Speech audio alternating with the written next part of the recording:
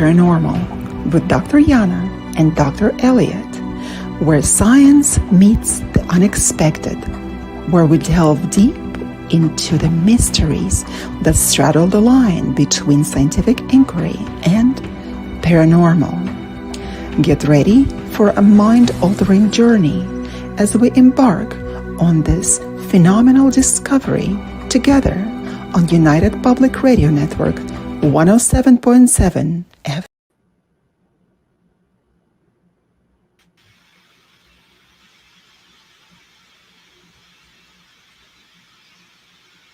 That went on a little bit too long. Hello, ladies and gentlemen. We are live, as always, on Tuesdays. I can hear myself. What is going on here? I can hear you. Can you hear me repeating myself? No, I just hear you. Are you getting an echo of you there? Okay, so I am back and hopefully everything is going to be okay. Everything is going to be okay, I'm sure of it. Yes. That was an echo. No, I'm hearing myself.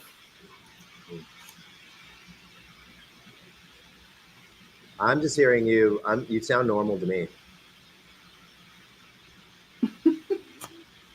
Okay, well, today we are going to be talking about psychedelics and dreams with our fantastic guest, Robert Mitchell. Robert, could you introduce yourself and tell us your connection with psychedelics? Yeah. Well, I have about a 30-year practice with psychedelics, maybe longer. I had the good fortune when I went to graduate school in the early 90s. I went to a place called the California Institute of Integral Studies. And at the California Institute of Integral Studies at the time, there were a lot of psychedelic pioneers who had done extensive psychedelic research in the 50s and 60s and 70s, mostly with LSD. And they were kind of like Vietnam vets. They were a little bit like the war's over and we lost, but this all works. And in the Bay Area, there were also a lot of underground therapists at the time who were working with MDMA and psychedelics. And I had the good fortune of working with a couple of those people as a client. And once I got trained as a therapist, I got my master's degree and I did a lot of clinical hours. I was able to work with people using psychedelics. Like I was able to sort of guide them through their experience so that they would be able to have positive outcomes. I'd educate them about it. I'd help them integrate the experience afterwards. And it's just been a healing modality that's been incredibly, it's had a lot of efficacy for a long time.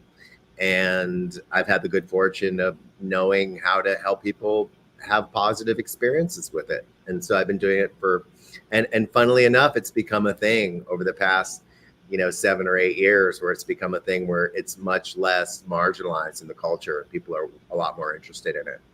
And there's a lot more science. What's that? And you started at the time before it became so widespread.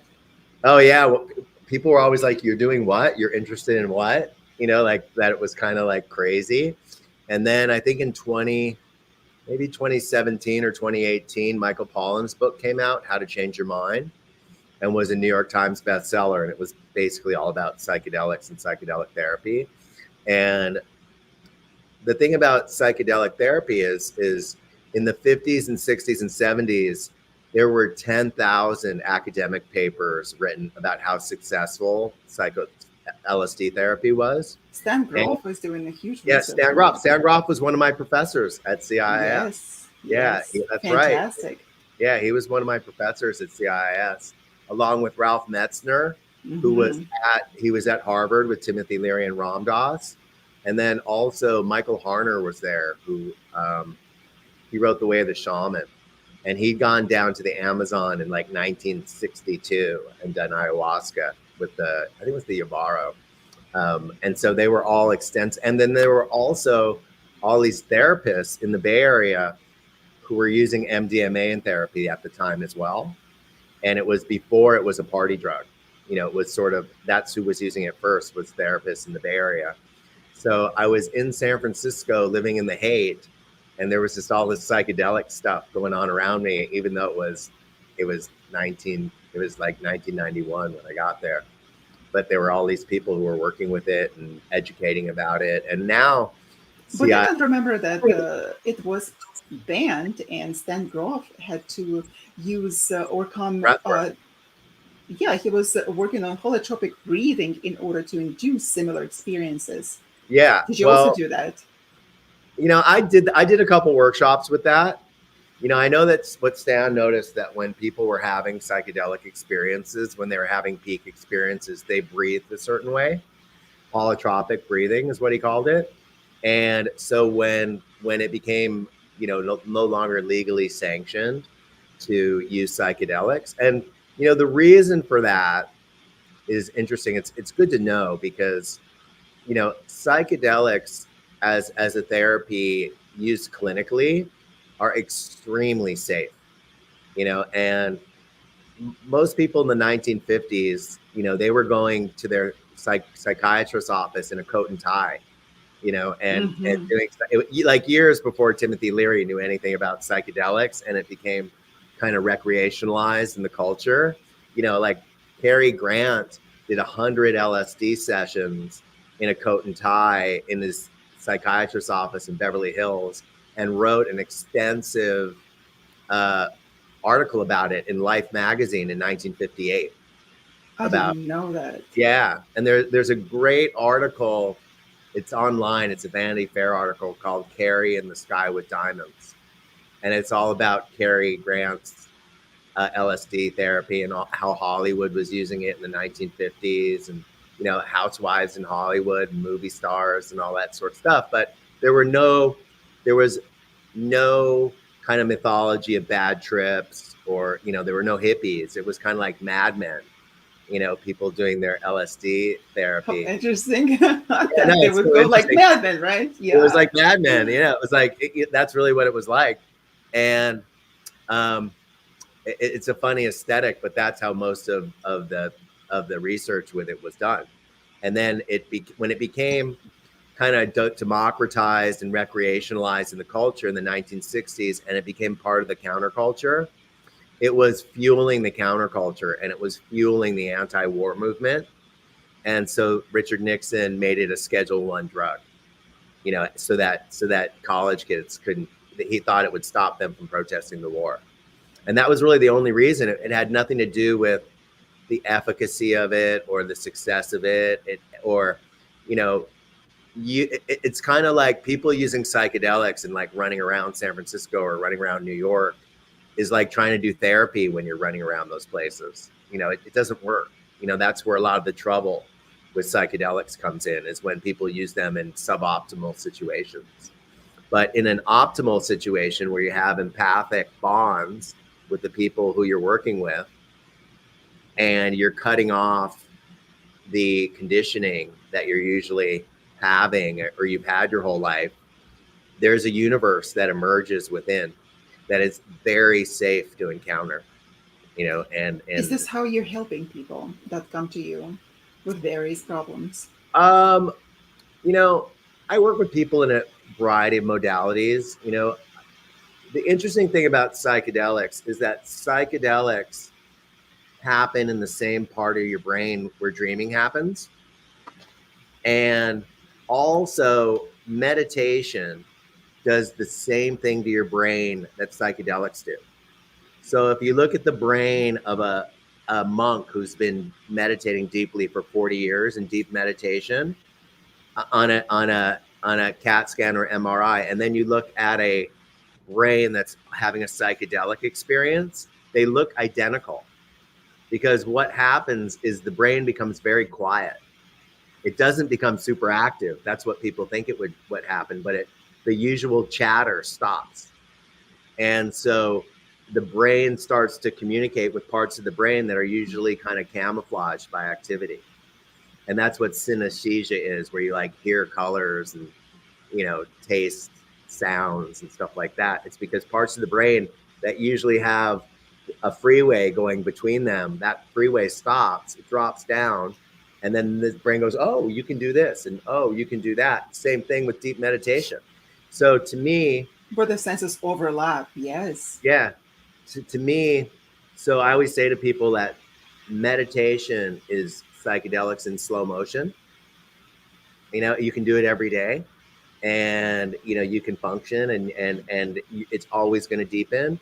And then dreaming, I feel like the same symbolic process, the same unconscious symbolic process that emerges in our dream life emerges in psychedelic experiences. It's subjective, and it has its own language, and it has its own intelligence. And what I assist people with is creating a dialogue with that part of themselves, you know, and I use all those modalities, you know, and yeah, people are interested in psychedelics, you know. But I always say to people, if you take somebody who has a psychedelic experience, and their experiences, they spent 10,000 years under a waterfall of white light of God's love in their experience, and then you take another person who had a very difficult time with difficult memories or difficult recalls or unprocessed traumas. If the person who had the difficult time meditates every day for 6 months, they're going to get way more out of the experience than the person who had this incredible mystical experience. You know, so you So, have to. do you use, from the psychedelics that we're talking about, do you use psilocybin, which is found in so-called magic mushrooms? Yeah, psilocybin. Okay, so and psilocybin and LSD are very similar in the way that they function, and they work on the same neuroreceptor. It's the 5H2A, the 5H2TA. Like the only real difference between LSD, which also comes from a fungus, it comes from a fungus that grows on wheat, and the only real difference is that psilocybin much more structurally resembles serotonin than LSD does. So when you use psilocybin, it goes through your neuroreceptors like serotonin does, and the experience lasts from 4 to 6 hours.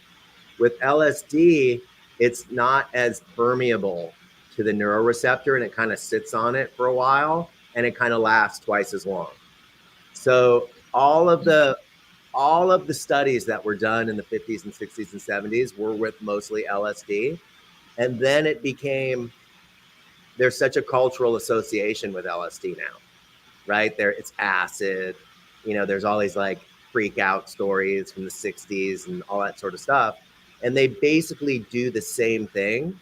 But yes, psilocybin, it lasts less long, and it's in magic mushrooms. It's in psilocybin mushrooms. Yeah. So That's it's it's a very, go ahead. 5HC2A, and Yeah. also the default mode network, DMN, which research shows that psychedelics decrease activity in DMN, a brain network essentially associated with the self-referential thought and the ego. Mhm. So when this decrease in thought, it leads essentially to a dissolution of the ego and increase in sensory and emotional experiences. And then they often described as visions. So how does this experience relate to dreams per se? Because Oh, we see okay. visions while we are in the semi-conscious state, right? I cannot really say that we're in conscious state, in a semi-conscious state. But how does it relate to dreams themselves when we are Yeah. asleep You at know, night? I have a philosophy about that I'll explain, which is basically what I think that psychedelics do is from the moment you or I or any listener is born, our nervous system branches out from our brain and says, this is reality. This is if I act like this, people like me. If I act like this, they don't. You know, this is what I'm good at. This is what I'm not good at. This is how I feel safe. This is how I feel unsafe. And it begins to condition your brain. You know, it's like using the 8 freeway or whatever, or the 5 all the time, right? And Jung thought that we were dreaming all the time, but that when we slept, our egoic threshold was lowered and we became aware of the process, right? And the way that psychedelics are like dreams is the proper kind of therapeutic way to use psychedelics is not it's not seeing the Grateful Dead in Las Vegas. What it is people wear eye shades and they wear earphones that mostly play classical music, and they lie down. And so what they basically do is you kind of induce the same experience that you induce when you fall asleep. You shut down the normative nervous system that gets you walking around and thinking and reading the news on CNN or Fox or whatever it is that someone listens to. And what happens is the unconscious emerges. What you are, we're all sort of like this, right? We're all sort of like this. There's Robert and there's Yana just trying to get through their day and pay their taxes and get to their appointments on time. And then there's all this stuff that's us too. And what psychedelics do, just like dreaming does, is it kind of goes like that and goes, here's other parts of you that are operating outside of that minimal awareness that you're using to just function as a human being. I think that Aldous Huxley, I can't remember his exact description, but he thought that like your ego was like a funnel of consciousness, that is screening out a lot of things. And oftentimes with psychedelics or with dreaming, when that kind of opens, you find out there are more things going on with you than you realize, and most people are functioning within that small nozzle a lot. And it's the things that are outside the nozzle of awareness that are causing them difficulties, or it can be something as simple as they don't function in joy. They're not aware of their joy. I mean, that's one example of something that people experience where their aperture opens up and they experience all this joy that they've been screening out pretty much their entire life because they've been working so hard or they've been so goal-oriented, but also outside that normative aperture, there can be traumatic memories that aperture doesn't allow in because it interferes with their operating in their day-to-day experience. And when they let that in, it can be difficult, but it can be really healing because they become aware of the things that are causing them anxiety or the things that are causing them depression. And that's really, dreaming does the same thing night after night after night after night. If you tend to those dreams and you develop a dialogue with the intelligence that creates them and learn its language, it will inform you of things that your daytime consciousness is excluding. Well, most of the time we completely dismiss that. Whatever we see in our dreams, we dismiss it, and only rarely that people will be recording their dreams in order to understand how their soul is talking to them. I would say I would love the audience. I always say this because when I worked as a sort of more conventional therapist, when I was going through internships and stuff, I always wanted to work with clients' dreams, and people would say, I don't dream. I don't remember my dreams. And I would say, okay, well, what you need to do is you need to get yourself a really nice book and a really nice pen. Spend some money, get nice leather, Italian leather, and put it next to your bed. And then just write down the first thing that you remember when you wake up in the morning. And every single person would come in the next week going, oh my God, what did you do to me? And because, Jung said that if you turn towards the unconscious, it turns back towards you twice as strong. And so if a person makes a place for their dreams and they make the ritual, they make the yoga of waking up and writing down their dreams, it is like a yoga. You become better at it. You become better at the recall, and you become better at learning the language because it's not like the language we're speaking now. It is a symbolic language, of course, Yeah. and the Jung was talking about it, that the soul is talking to you in the dreams. And at the same time, he emphasized the importance of those symbols. And what's good about it is that we may and we can record our own dreams to understand and sort of to track it retrospectively in order to understand what is going on. Jung had done an enormous amount of research into, of course, the dream studies through the archetypal perspective. And he was also, while he was doing that research, that he understood that a lot of unconscious content comes up. Yeah. And it is important to have to do this research with someone else. You have to go in that in couples, essentially, not the couples, romantic couples, but with someone else in order to do the reality check.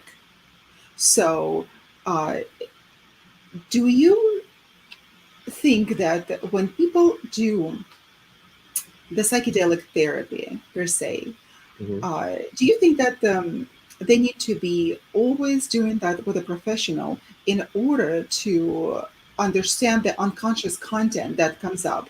Or do you think that people can be doing that on their own, and if they're strong enough, they can deal with it? Well, I think people can do it on their own without it being dangerous.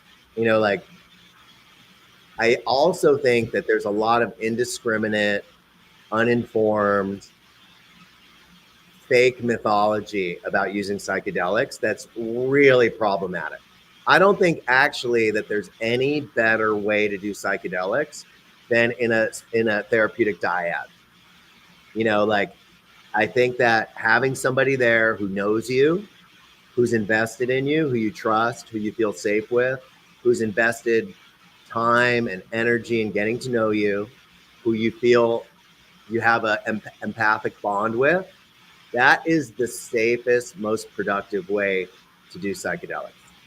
And I can't tell you how many people I've worked with who think they've had this big revelation during their psychedelic experience, like about their family or about their sexuality or about their work or about how they're living. And they come out of the experience and they're like, I am ready to change everything. And I'm like, whoa, whoa, whoa, whoa, whoa, whoa, whoa, whoa, whoa. Let's not change anything now. Let's really examine the experience as a subjective experience that's communicating something to you. You're not a shaman. You don't need to leave your wife. You don't need to become part of a, you don't need to become gay if you've never been gay. You don't need to leave your family and move to the Amazon. It's like you just have to keep people, like you have to keep people exploring the experience like it's a dream and not literalizing it, because literalizing it is the biggest mistake that people make with psychedelics is Yeah, that because there are similarities with psychedelics and, of course, in dreams, like altered perception, right? The oh emotional intensity. yeah, And also, we have to think about that the narrative structure, that the dreams often have narrative or storyline, and psychedelic experiences can also similarly unfold like a story-like manner, in which you're saying that it is very subjective. Of course, what we are seeing during those visions, it is very subjective. it's completely it's as subjective as dreaming is. One of the things that people talk about with like DMT, which is also uses the same neuroreceptor as with ayahuasca, um, it's the same neuroreceptor that LSD and psilocybin use, is they talk about aliens. They encounter alien intelligence. And I'm just like, whoa, whoa, whoa, whoa, whoa. This is really just some part of yourself that you're unfamiliar with. It's not, you're not getting in touch with aliens. It's some figure in your unconscious, and have a dialogue with it and see what it wants. Don't run around and tell people that you had contact with aliens during your psychedelic experience. Because if I dream, it's like me dreaming last night that I was on a spaceship and waking up in the morning and calling all my friends and telling them about Well, them. a lot of people do. They have one experience that is so peculiar that they have just one experience and then they write books about it and books and books Right. around one single experience, while it is possible that the experience can be an objective reality when a few people share the same experience. Like, for Uh, example, in ayahuasca, they uh, see this big python, big right. snake, Yeah, everyone sees a snake. Yep. which is a part of it, of course. And that could be something that could be considered the objective reality, but the most of the time it is subjective and it could be only meaningful to you. Have you encountered a completely bizarre encounters that people would share with you after undergoing this therapy? You mean an encounter with some other kind of entity With or entities, also, entities could also be a part of their own psyche and, of course, represented in a way of some entities that I see. So, you what know, was the. Mhm. I always educate the people I work with before their experiences that really what they're going to encounter is themselves. And they're going to encounter parts of themselves that maybe they've never encountered before. Yeah, I've had people say, like, I've had people say, okay, so they're really excited. They'll say, okay, I didn't just experience the design of the universe. Like I experienced like the architectural foundation of all of reality, but I actually came in contact with the designers. Mm, mm. And I'll be that's really great. But more likely than not, that is some part of you. That's some part of you that is kind of a archetypal part of you that's a part of the design of your life.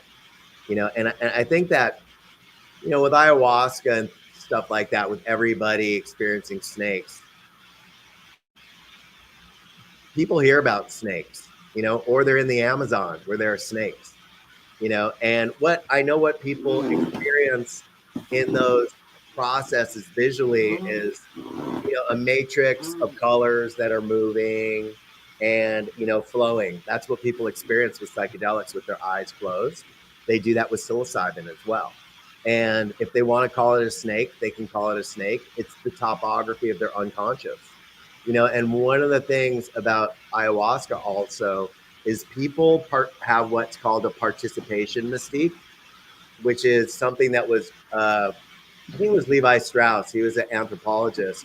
Like a participation mystique is that if everybody goes to a Padres game in San Diego and they feel like they're all rooting for the Padres, they feel like they're helping, or the same thing at a Yankee game. And so when people get together and they do group psychedelics, they feel like we're all here and we're all here to have mystical experiences and we're all here to experience snakes, and then that's what happens, but really it's This really is the more, Strassman you're talking about. is it? Strassman and Oh, DMT, the spirit molecule, yeah, or. it's not Rick Strassman. The participation mystique is from anthropology. It's not. It's not. Mhm. It's not Rick Strassman. But in these ayahuasca ceremonies, you get 15, 20 people, and they're all trying to row the same way. They're all trying to have a mystical experience with pythons and and Mama Ayahuasca. There's this TED talk by this guy Graham Hancock, he's kind of a psychedelicist, and he talks about the pyramids, and he talks about lost civilizations in the Amazon, and his TED talk is about how he was a very big marijuana smoker, and when he did ayahuasca, Mama Ayahuasca told him to stop smoking so much marijuana. And my response to that is like, yeah, his mother could have told him that too. If we have that kind of relationship. But we want to think that there's a Mama Ayahuasca, who's this infinite feminine intelligence that we're encountering. But Well, it's some it internalized part of ourselves. it could be some archetypal part of ourselves, because I remember with one client that came to me with a problem, a particular problem that she was experiencing, and she asked me for help. So I meditated and I saw a particular vision, and what's so peculiar about it is that I knew nothing about ayahuasca at the time, Mhm. and I was doing still work with people, and I would, as a seer, I would be able to see where their problems are coming from. And I made a drawing. It was such a bizarre drawing to me because I thought, okay, like some sort of the archetypal entity here, and Uh-huh. probably something out of my imagination because it doesn't ring any bell. And I did not know what it was. And when I asked what it was, when I was doing my own spiritual research, doing the archetypal password of the situation and of the person's problems, what happened in fact that I got the letters and I wrote down the letters of the ayahuasca. In fact, I was able to write them down, but I knew nothing given how to pronounce it. And the funny thing about it is that that client of mine was speaking Russian, and I tried to explain that to her in Russian language. And in Russian, it has a very funny connotation. And I said, you know what, I can't even pronounce it because it's has a bad meaning to that. Wow. So when I pronounced that, she said, "No, no, no. This is ayahuasca. What you're referring to, and the entity that you drew is a Mother Aya, in fact." And I knew Oh, nothing about it. So for okay. me, that was an objective reality when other people have already known about it, and somehow archetypally it was already existing in some sort of a reality that I was able to tap into. Right. But I was able to see that, and I was able to even get the name of this experience, and that helped her a lot. So, what do you think of that? Well, I think probably, you're probably sensitive to her unconscious. I think you probably have a permeable and powerful unconscious, and that, that's what happens between people in therapeutic relationship is that is their unconscious is in exchange. Their unconscious is in intercourse. And I think that's what Jung thought was healing about analysis was it's your unconscious in intercourse with the other person's unconscious that where the healing happens.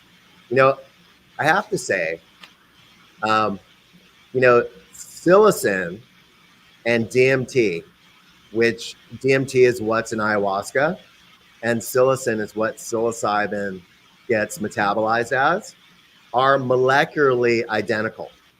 They're exactly the same molecule, except psilocin has an extra hydroxine leg on it, which allows it to not be broken down in your gut. So if you eat psilocybin, the psilocin goes through your blood-brain barrier. There's DMT in peppers and citrus and a variety of vegetables and fruits, but your stomach breaks it down so you don't have a psychedelic experience. And what ayahuasca is, the vine is an MAOI inhibitor. And the MAOI inhibitor keeps the DMT from being broken down in your gut so that it goes into your brain.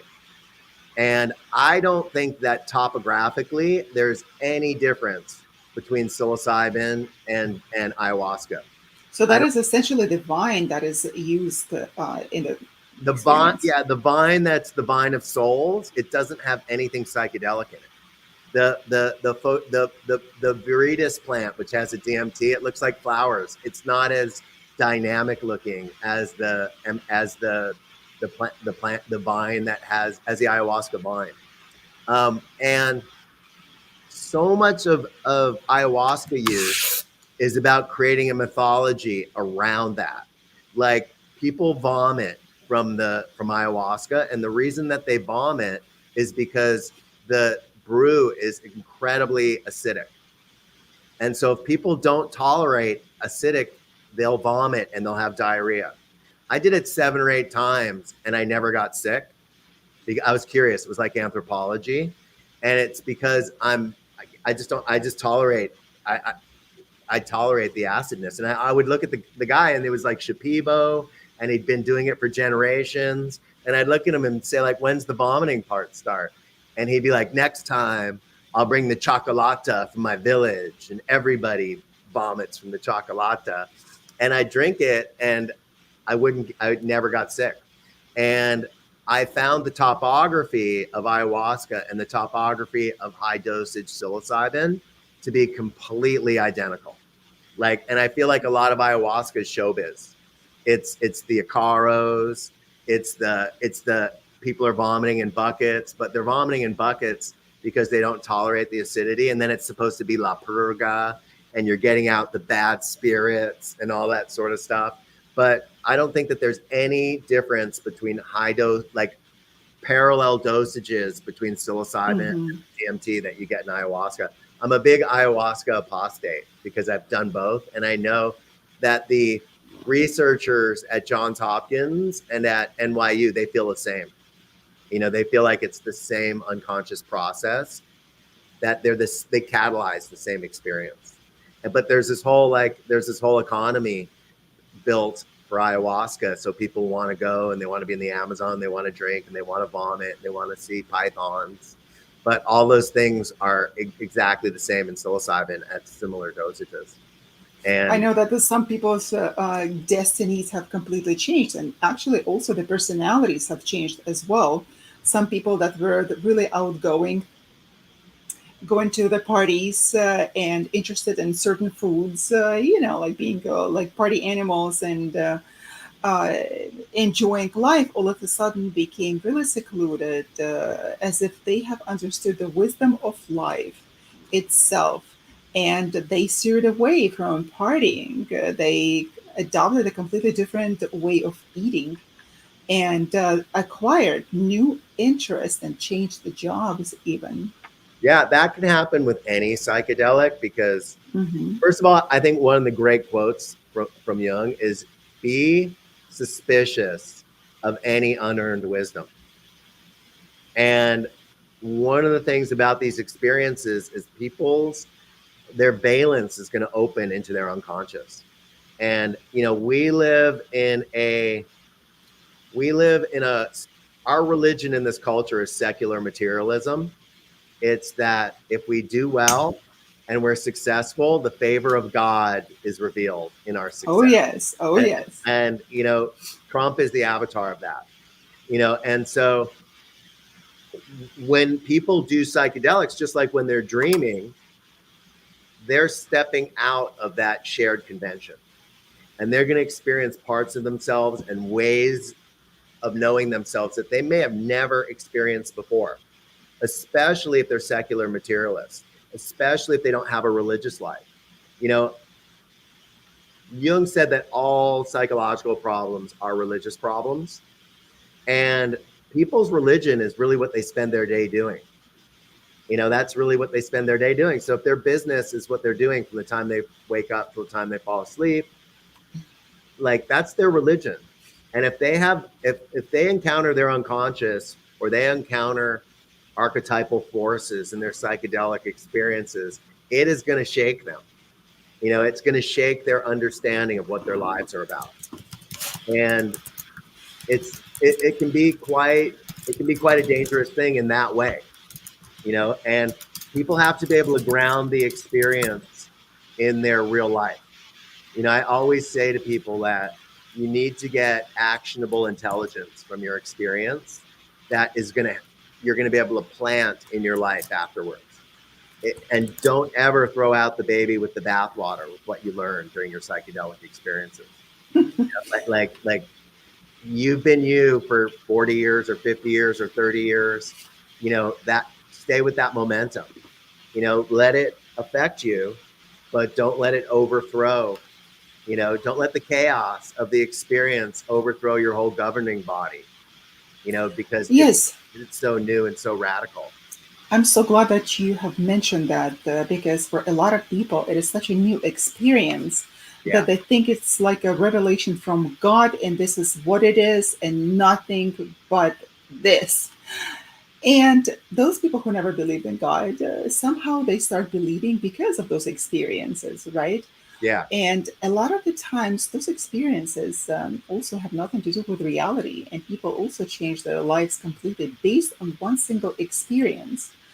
And what I also noticed that a lot of people, as soon as they see something in a parallel universe, somewhere in the visions or in the dreams, some other parallel reality, or maybe interdimensional, maybe between Right. the planets, interplanetary reality, they take it as the truth itself Yeah. without questioning it. And they are such powerful creatures and entities and intelligent forces that cannot be just taken, I would say, realistically as they are on that moment. Because they could also be, like you mentioned, a part of yourself, and you have to be dealing with yourself and not some other external entity that is talking to you. Yeah. It's, it is, these are very, very powerful tools. Psychedelics can be very powerful, and they have to be understood, and the experiences need to be interpreted, and they need to be interpreted wisely. And people need to be circumspect about their psychedelic experience, just like they need to be circumspect about their dreams. And they have to think about the long game of their life. They have to think, like, you can have a psychedelic experience. I could have a psychedelic experience. Anybody here could have a psychedelic experience that they could, Jung thought that a dream was a living thing. And a dream you had 10 years ago was still a part of nature. And you could return to it and do active imagination with it and still get information from it, even though you had it in 2014. And psychedelic experiences are like that as well. A person can mine information from their psychedelic experience for weeks and months and years, which is why people don't need to do a lot of psychedelics. They don't need to do psychedelics often. I had this Zen teacher who was also a psychologist who I sat with for 10 years. And he said he was interested in my use of psychedelics and my work with them. And he had been in the 60s, and he was a Zen priest at Zen Center, LA. And he was talking to me about it. And he said, the thing about psychedelics is that they can be a doorway, but they can also Mm-hmm. become a revolving doorway. And people get into the otherness of the experience. That's a great way to put it. Mm-hmm. Yeah. And what they don't realize is that, well, I was saying, people should, there's a good saying, is that you don't need to do more psychedelics. You need to be more psychedelic. And being more psychedelic is really about engaging the parts of your consciousness that are outside of your everyday conditioning. And you can do that with dream work. You can do that with meditation. You can do that by paying attention to synchronicities. There's so many ways. You need to be aware that psychedelic experience that was so profound and so rich and so alive and so obvious in the moment that you had it is alive all around you. It was alive around you before you did it, and it's alive around you after you do it. And you need to notice that, and you really need to connect to that. And you don't need to do more psychedelics. Like I've done, I recently had a psychedelic experience like 6 months ago, and it had been 4 or 5 years since I've had a psychedelic experience because there was so much going on in my life that I was engaged with. And I still have things that I draw on old psychedelic experiences. I still draw on them, just like I draw on dreams that I had 20 years ago. People need to not fetishize psychedelics, because all it is consciousness. It's a way that people catalyze an awareness of their consciousness. It is not consciousness itself. And there's so much psychedelic fetishism in the culture with ayahuasca and mushrooms, Mm-hmm. DMT and 5-MeO and aliens. And all people are becoming aware of is that they have a consciousness that originates that is primary in their experience. And most of the time they're screening that out because they're just trying to get what they want. So they're looking for something and they're finding it. But the important aspect here is that the pineal gland also produces DMT. Right. And Endogenous DMT, yeah. DMT, right? Like you mentioned, that it's found in plants, right, and produced endogenously in small amounts in human body. In Right. small amounts, perhaps before we were producing that in larger quantities. Although I don't know how many millions back we have to go back, millions of years that we have to go back, because for the entire history that we know of, people have been experiencing and uh, psychedelics, and we know about the research on dreams and in mythology, of course, and people have been wanting to know. They wanted to have the altered state of consciousness to understand something more that they already know, right? And that is the endogenous DMT production, right? Because, like we mentioned, some researchers like Rick Strassman, right? He hypothesized that the pineal gland can be responsible for producing DMT, and Right. what he wrote in his book DMT, the spirit molecule,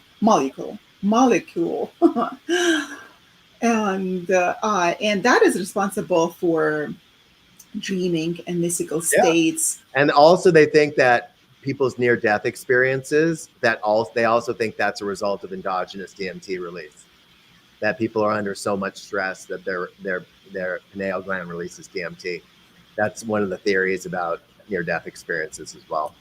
Yeah, with near-death experiences, that's a very interesting topic on itself. Yeah. But then if we're speaking of the dream psychedelics and dreams, and that represents the raw consciousness, right? There is also the influence on melatonin. So our Mm. pineal gland produces melatonin, and this is how we are able to sleep. And sometimes melatonin is produced in larger quantities than it's supposed to. Mm. And perhaps that is there's a connection between uh, larger quantities of melatonin and DMT, perhaps. What do you think? I think it's possible. I've worked with people. I've worked with people who have problems sleeping. That's Hmm. something that people have worked with psychedelics with. And there's always a physiological corollary for consciousness. And there if something's happening in someone's consciousness, there's going to be a way to measure it physiologically in the brain, either with neurochemistry or with how neurons are firing. And when I work with people who have problems sleeping, usually the problems that they have sleeping are a result of unconscious conflict. And if they can resolve that in their psychedelic experiences or in their dreams, they sleep better. And I'm sure that there's some way to evaluate that with their melatonin levels, like that there could be studies about that, where I think that anxiety probably suppresses melatonin. That'd be my guess. What And about too much melatonin? too much? Too much melatonin, but when people sleep for Oh, longer too periods much? of time, You know, those are also sleep disorders. yeah, But people sleep too much. So it's my understanding that there is a connection with DMT and melatonin. That is a fascinating topic. Um, why some of us can see more than others yeah. without even delving into psychedelics. I think here's what I think. So I'm somebody who dreams a lot. Like I've recorded 8,000 of my dreams, and I think it's the complete same realm of consciousness that psychedelics is. Like it's the same unconscious intelligence that presents itself in your dreams presents itself during psychedelic experiences. And I know that if people dream a lot, I have a sense of what the ease of their psychedelic experience, because it's such a similar realm, if not the same realm. you know, almost to the point where I would say that psychedelics are like a catalyzed lucid dream, you know, and there's a one-to-one relationship between people's dreaming life and their psychedelic life. So if people don't work with their dreams, if they're not aware of their dreams, if they don't recall their dreams, then their psychedelic experiences tend to be more dramatic and shocking. Just like a bad dream will warn you that there's something going on that you're not paying attention to. You know, like that's usually what a bad dream is that there's something going on in your life that you're not paying attention to, you're not listening to. So it goes, boo, you know, pay attention to this. Absolutely. Yeah. And so if people already have those pathways in their dreaming, if they have an awareness of their dreaming, if they have a capacity for dreaming, they're going to have the same capacity for psychedelic experience. They're going to be comfortable in the psychedelic experience, like it's going to be familiar to them, like their dreaming is. I'm certain of it, and it's why I think the psychedelic experience it's not as unique as people think it is. You know, it's a capacity that people have, and the molecules in whatever particular psychedelic they're using give them access to these states of consciousness. But that's what the psychedelics do. Whatever it is, even if it's MDMA, it's giving you access to a state of consciousness which is usually outside your normative state, but it's always there. Well, then that brings me to the next question. Okay. So what is the good trip then, and what is the bad trip, and why do people have bad trips? Okay, well, that's really good. That's such a good question. I have like a two-tiered answer to that. Therapeutically, like working in a therapeutic environment, there is no such thing as a bad trip. There are hard trips, and hard trips can be the best trips. Hard trips can be like, you know, I've worked with people who their psychedelic experience was recalling being molested by a family member when they were a child, and they didn't have any memory of it.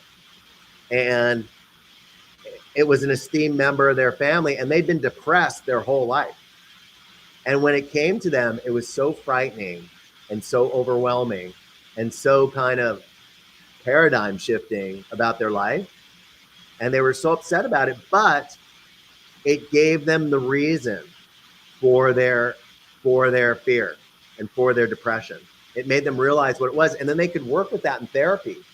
You know, they could reshape their history from that experience. And to me, that was invaluable because they'd done all kinds of therapy. I can't tell you how many times that's happened to people who've been in therapy for 20, 30 years, and they haven't gotten to that. And they think they're having a bad trip. And to me, it's like a boil coming up and getting out the impurities. It's fantastic. Now, there is a bad trip, like a cultural bad trip, which is you take mushrooms, you take LSD, and you're with friends, and things become really dark and scary and frightening. And that's something else. Look, Jung had this notion of the daemon, you know, of the spirit that looks after us. And all of us have these moments where there's kinds of abuse, there's lack of empathy for the deepest parts of ourselves. Everybody has that. You know, like most people, the parents that raise them don't have the capacity to reflect the deepest and most profound parts of themselves. And that is a very lonely and frightening experience to have, even if your parents are good people, you know, but that's a very human experience. That's how you know you're a human being, because you suffer that way. But Jung thought that there was this daemon, this spirit, that you're alive, I'm alive, we were grown up, we got through that, right? Like we got through that and we made good decisions. And the daemon is very, very, very suspicious of psychedelic experience. And if something's going to come up that it's not the time and place, that's going to be devastating for the person, that part of the psyche would much rather that you feel frightened and shut down and that you experience dread and terror than that you have this thing happen in this environment that's not safe, around these people you don't really know, that you can't really be intimate with, and it shuts it down. I'm 100% sure that's a bad trip. Like that's happened since the 1960s. You know, I've talked to 100 people who've had that experience, but I've never had it happen with somebody in a therapeutic experience. Never had it happen. I don't believe it's possible. And like I said, people can have hard trips, but those are the best trips because that can give them the best information about the source of their suffering.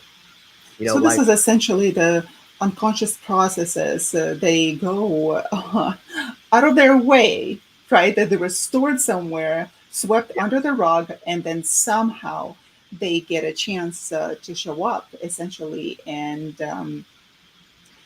rule the memory, rule the head, the brain for a period of time.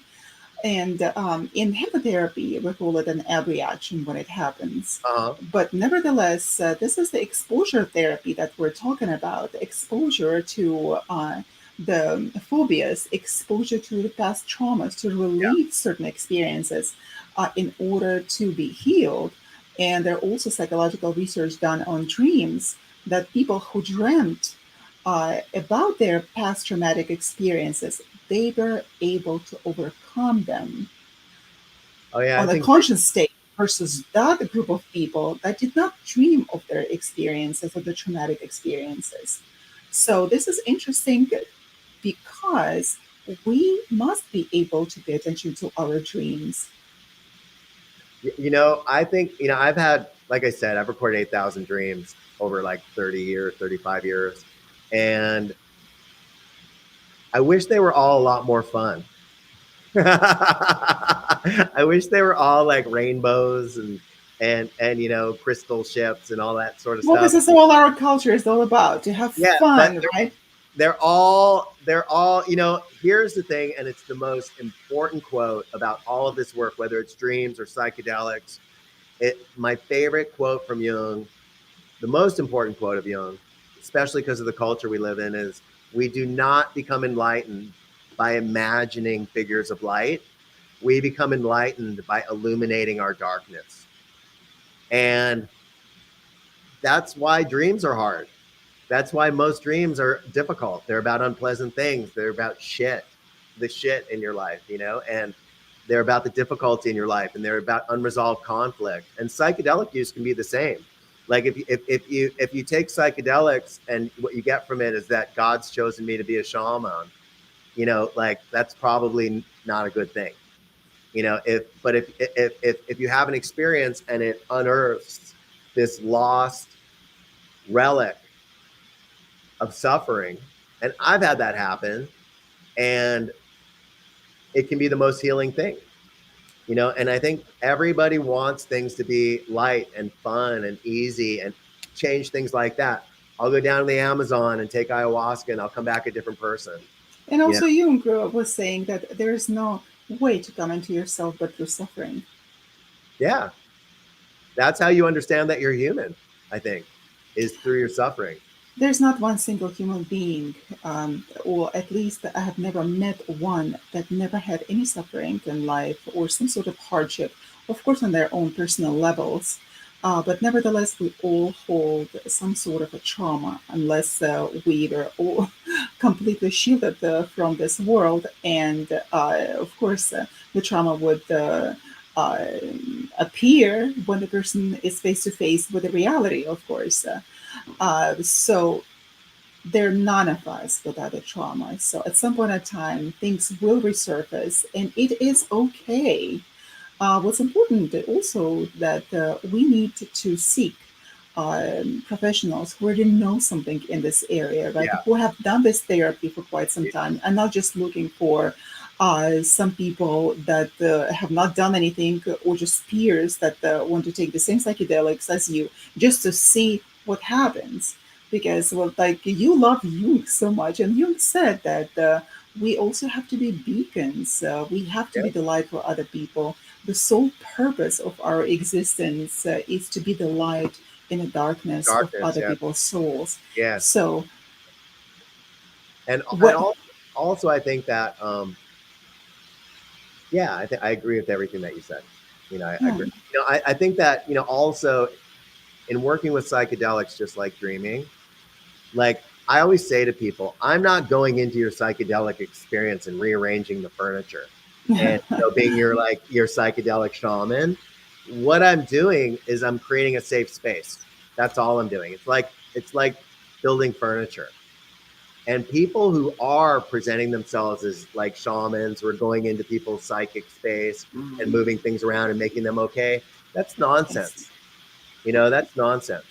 What really heals people is empathy, and care. And and you don't need rattles, and you don't need to sing songs, you don't need to play instruments. You need to make people feel safe, and that you care about them, and that you're hearing what's going on with them, just like in therapy.